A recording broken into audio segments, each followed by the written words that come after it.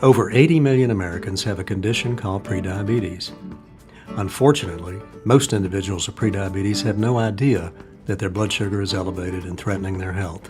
In an ideal world, these individuals would have proper screening for prediabetes and develop a plan to prevent its progression to the full-blown disease. The simplest screening test for prediabetes is a fasting blood sugar, measuring the level of glucose in the blood after an overnight fast. The fasting blood glucose should be less than 100. A fasting blood glucose greater than 126 is diagnostic of diabetes.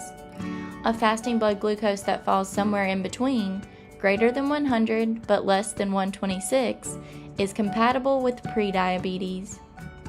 Another useful test is the hemoglobin A1C, a measurement of the sugar coating of hemoglobin in red blood cells. The A1C reflects the blood glucose level for the past several months. If the blood glucose has been elevated, the A1C will be elevated as well. The normal hemoglobin A1C is 5.6 and below.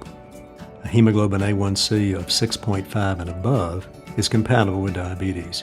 A hemoglobin A1C of 5.7 to 6.4 is compatible with prediabetes. Individuals with prediabetes have been placed on notice that diabetes is on the way.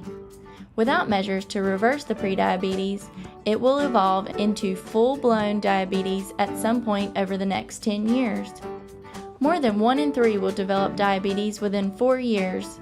Unfortunately, prediabetes itself increases the risk of health complications. Even modest increases in blood glucose may be gradually causing damage to blood vessels and vital organs. If your fasting glucose is higher than normal, but not yet high enough to meet the criteria for diabetes, you've received one of the most important wake-up calls of your life. You are one of every 3 Americans with prediabetes. It's time to get moving, shed some weight, and turn your metabolism around. Diabetes has been called the oncoming American plague. We should confront this plague head on.